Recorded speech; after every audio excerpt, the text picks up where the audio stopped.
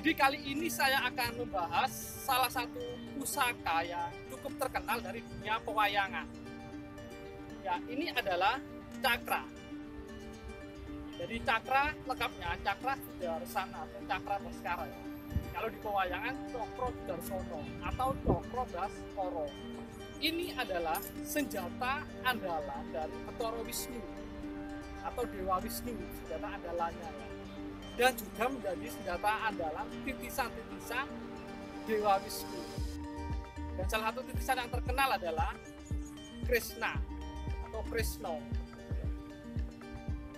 Nah, awal mulanya senjata cakra sendiri itu ada dua versi ya. Cuma yang terkenal itu adalah yang tentang Bathara Guru waktu itu. Jadi yang menyukai jadi Dewi Sri ya. Tapi Dewi Srinya nggak mau dan dia minta tolong kepada si Bathara Wisnu. Nah, Bathara Guru ini marah dan dia bertinggi krama. Jadi raksasa yang tangannya 4 terus besar. Gitu. Dan Bathara Wisnu itu juga akhirnya bertinggi krama. Jadi raksasa juga. Gitu. Dan akhirnya bertarung, tapi Bathara Guru akhirnya kewalahan gitu. Kewalahan, jadi berhenti, jadi tidak bertarung. Tapi tetap Bathara Guru ini masih marah atau mangkel kepada Bathara Wisnu dan akhirnya dia meludah ke Bathara Wisnu. Nah, ludahnya Bathara Guru ini yang dipuja oleh Bathara Wisnu akhirnya berubah menjadi pusaka cakra. Sedang pusaka cakra sendiri ya, itu jadi terkenalnya itu yang pertama dari penggunaan pertama itu dipakai untuk memenggal raksasa Rembu Culung karena si raksasa Rembu Culung ini sudah berani mencuri air kehidupan atau tirta amerta. Akhirnya si raksasa Rembu Culung ini dikejar oleh Bathara Wisnu dan akhirnya diserang dengan senjata cakra sehingga putus. Jadi kepala si Rembu Culung ini putus dari badannya. Tapi karena si Rembu Culung sudah minum air kehidupan atau tirta amerta, jadi dia tidak mati. Badannya menjadi lesu dan tinggal kepalanya aja. Sedang pusaka cakra yang penggunaannya sangat terkenal ini adalah waktu dipakai oleh Prabu Krishna waktu perang Baratayuda atau Bratayuda. Di mana waktu itu hari ke-14 Bathara Wisnu memakai pusaka cakra ini untuk menutupi matahari. Jadi agar dikira hari sudah senja gitu loh. Kalau waktu aturan peperangan di Baratayuda dulu itu, jadi ketika malam itu peperangan itu berakhir. Nah, kenapa Bathara Wisnu sampai menggunakan cakra untuk menutup matahari? Jadi itu memang sangat berhubungan dengan kejadian 1 hari sebelumnya, yaitu perang Baratayuda yang hari ke-13, di mana saat itu putra Arjuna, si Abhimanyu. Jadi dia itu masuk dalam formasi perang Kurawa, yaitu formasi Cakrabuya yang sulit ditembus. Jadi waktu itu si Abhimanyu masuk dan terjebak di situ dan dia dikeroyok oleh puluhan atau ratusan kesatria Kurawa. Nah, waktu para Pandawa ini mau menolong masuk ke formasi itu dihalangi oleh si Jayadrata. Jadi Pandawa nggak bisa menolong. Akhirnya si Abhimanyu mati ya dengan dikeroyok para kesatria Kurawa. Jadi Arjuna mendengar berita itu, dia bersumpah. Jadi waktu itu kan para Pandawa dihalangi oleh Jayadrata dari pihak Kurawa. Jadi akhirnya Arjuna bersumpah, kalau sampai besok sampai matahari tenggelam si Arjuna ini tidak berhasil membunuh Jayadrata, lebih baik dia mati. atau dengan kata lain Arjuna akan bunuh diri gitu loh. Nah Krishna yang hari ke-14 mengetahui hal itu, jadi dia menggunakan tipu muslihat. Jadi pusaka cakranya dipakai untuk menutupi matahari, sehingga hari menjadi gelap seperti malam. Karena pada hari ke-14 itu si Jayadrata itu dilindungi oleh ribuan pasukan Kurawa. Jadi biar Arjuna tidak bisa membunuh. Nah karena waktu mataharinya gelap dikira sudah senja, jadi akhirnya prajurit atau satria yang melindungi Jayadrata ini menyingkir atau ibaratnya pulang lah. Nah ketika sudah Jayadrata tidak terlindungi, saat inilah jadi Arjuna bisa mendekati Jayadrata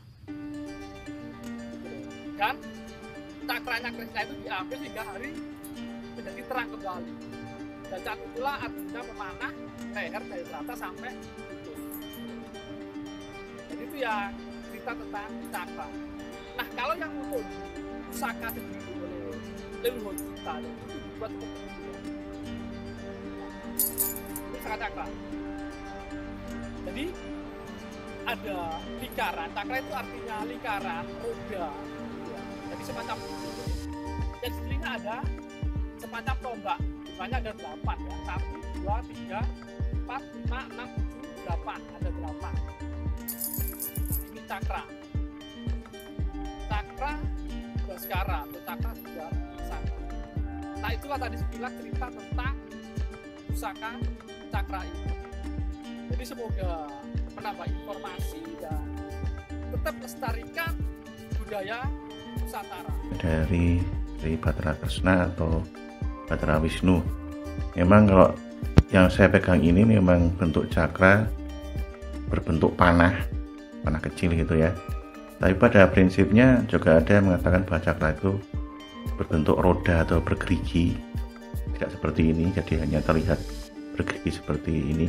Kalau kita hilangkan jadi seperti ini. Ada juga yang ini bergerigi tapi ada seperti roda bisa berputar, dan ada juga yang penggunaannya seperti ini ya, seperti ini. Kegunaannya sih sama sebenarnya. Kalau barang-barang seperti ini dulu untuk tolak bala ya, untuk tolak bala.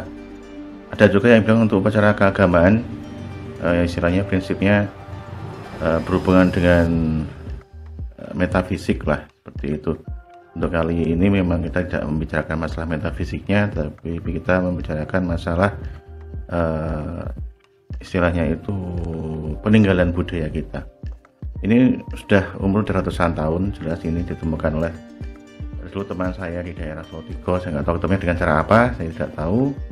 Yang jelas cakra yang kita akan review ini sudah terlihat jelas seperti anak panah. Di sini ada ada bagian belakang panah itu ya, untuk kalau biasanya kalau pakai bulu, kemudian gagang, kemudian ada cakra yang ini ada 1, 2, 3, 4, 5, 6, 7, 8, 8, 1, 2, 3, 4, 5, 6, 7, 8 tidak bisa berputar, hanya seperti ini saja. Bahannya mungkin campuran logam, saya bahan campuran logam, dan ini juga modelnya seperti dicetak gitu ya, dicetak, tidak sedikit ditempa. Ada beberapa ornamen-ornamen yang terlihat di sini, cukup lumayan sebenarnya. Ada ornamen yang cukup padat dan jelas, kelihatan ya. Dan ada beberapa unsur emas di sini, tapi kita tidak berpikir ini emas semua, tapi di sudut-sudut ini terlihat. Nah ini dia, di sudut-sudut ini ada campuran emas, ya mesti ada maksudnya, karena emas itu adalah unsur logam mulia yang dipercaya juga mempunyai kekuatan tertentu. Ini ada di setiap sudutnya, di setiap lancip-lancipnya itu ada unsur emasnya, dan juga ada beberapa ini di sini juga ada titik-titik seperti emas di sini. Jadi kalau penggunaan secara metafisiknya kita nggak tahu, tapi kalau beberapa teman mengatakan bahwa kalau mempergunakan ini tidak dengan jemparing atau istilahnya itu panah di jemparing itu ya, tapi dipegang begini. Nah, jadi bisa juga digunakan untuk berperang sebenarnya secara fisik. man to man, face to face gitu ya, agak seperti ini. Jadi memukul tapi menggunakan lukanya akan merobek lawan. Mungkin unsur emasnya juga digunakan begitu, dan juga untuk merobek mungkin kalau katakanlah kesaktian-kesaktian yang dipunyai oleh lawan-lawan. Kalau zaman dahulu kan banyak yang tidak tidak cerdas gitu ya, tidak cerdas atau kebal, dan mungkin emas yang ada di sini juga untuk merobek unsur metafisika kebahan itu, ini seperti itu. Dan juga ada juga beberapa teman juga mengatakan bahwa ini menjadi salah satu unsur pemujaan. Jadi kalau ada pemujaan terhadap dewa tertentu, ini diletakkan di altar. Benar tidaknya saya juga kurang tahu, tapi ini ya peninggalan kita. Mudah-mudahan ada referensi yang lebih unggul dalam poinnya untuk membahas cakra ini. Cakra itu berputar, cakra panggil, cakra yang berputar. Ya, harapannya memang mungkin yang membuat ini adalah untuk menciptakan sebuah sarana yang kuat untuk bisa mengalahkan angkara murka. Karena kalau cakra itu adalah definisi dari sebuah senjata yang paling sakti, demikian ceritanya. Demikian teman-teman, saya kira untuk cakra ini.